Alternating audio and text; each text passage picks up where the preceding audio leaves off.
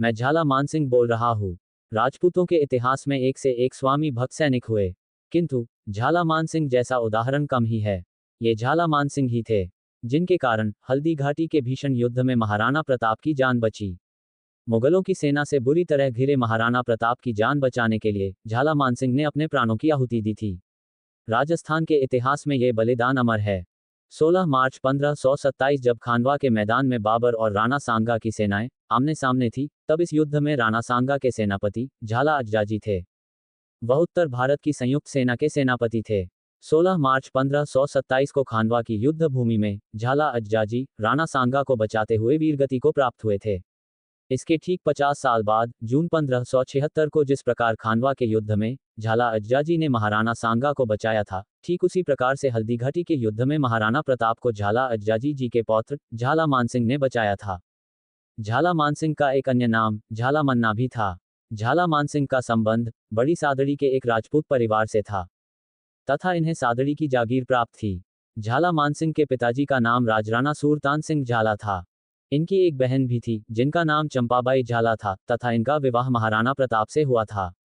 झाला मानसिंह हल्दीघाटी के युद्ध में महाराणा प्रताप की सेना के बाएं भाग का नेतृत्व कर रहे थे। झाला मानसिंह दिखने में तथा कद काठी में महाराणा प्रताप के लगभग समान ही थे। हल्दीघाटी युद्ध में अकबर की सेना में 50,000 से ज्यादा सैनिक थे और हाथियों की संख्या भी अधिक थी।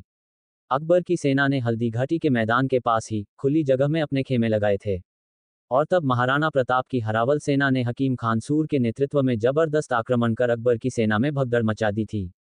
अकबर की विशाल सेना घबराकर लगभग 5 किलोमीटर पीछे हट गई। जहां खुले मैदान में रक्ततलाई नामक स्थान पर महाराणा प्रताप और अकबर की सेना के बीच में 5 घंटे तक भीषण युद्ध हुआ। महाराणा प्रताप के विरुद्ध अकबर की सेना का नेतृत्व मानसिंह कर रहा था। मुगल सेना में हाथियों की संख्या ज्यादा होने की वजह से चेतक के सिर पर हाथी का मुखौटा लगाया गया था ताकि हाथियों को भ्रम में डाला जा सके। हल्दीघाटी के युद्ध में महाराणा प्रताप दुश्मनों का सफाया करते हुए हल्दीघाटी के मैदान में मानसिंह के हाथी के पास जा पहुंचे। मानसिंह के उस हाथी की सूंड में तलवार बंधी हुई थी। महाराणा प्रताप ने चेतक को ऐड लगाए और वह सीधे मानसिंह के हाथी के मस्तक पर चढ़ गया, लेकिन मानसिंह महाराणा प्रताप को देखकर होदे में छिप गया और महाराणा प्रताप के भरपूर वार से मानसिंह के हाथी का महावत मारा गया।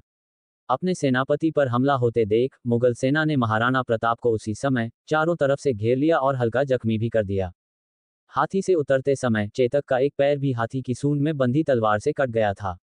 महाराणा प्रताप को दुश्मनों से घिरता देखकर सादड़ी सरदार झाला मानसिंह किसी तरह महाराणा प्रताप तक पहुंच गए और घायल महाराणा प्रताप की पगड़ी और छत्र धारण कर लिए।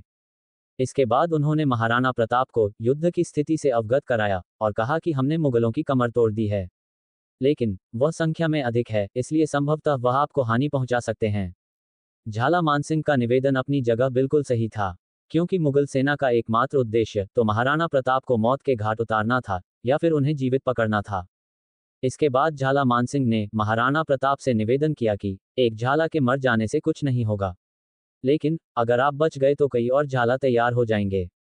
झाला मानसिंह की यह सूझबूझ सफल रही और मुगल सेना ने झाला मानसिंह को महाराणा प्रताप समझकर उन पर आक्रमण करना शुरू कर दिया। महाराणा प्रताप का छत्र और पगड़ी पहने झाला अद्वितीय युद्ध करने लगे, जिसके चलते महाराणा प्रताप को युद्ध क्षेत्र से बाहर जाने का समय मिल गया। झाला मानसिंह को मुगलों से घिरा देखकर रामशाह तोमर आगे आए और दोनों योद्धाओं ने अपने साथियों के साथ मिलकर मुगलों पर भीषण आक्रमण किया। इस प्रकार मुगलों से लड़ते हुए झाला मानसिंह और रामशाह तोमर वीरगति को प्राप्त हुए। झाला मानसिंह के इसी बलिदान की वजह से महाराणा प्रताप बाद में को मुगलों से मुक्त कराने में सफल रहे। इन सब वीर सपूतों के कारण ही मेवाड़ धरा कभी मुगलों के अधीन नहीं हो सकी। हल्दीघाटी के यह अदम्य योद्धा झाला मानसिंह अपनी वीरता, शौर्य और स्वामी भक्ति के लिए जाने जाते हैं। जब जब महाराणा प्रताप और हल्दीघाटी युद्ध का जिक्र होगा, झाला मानसिंह का नाम अवश्य ही साथ होगा। और जब भी मेवाड़ राज्य के इतिहास के बारे में चर्चा होगी, झाला राजवंश का नाम सदैव सूरज की भांति चमकेगा।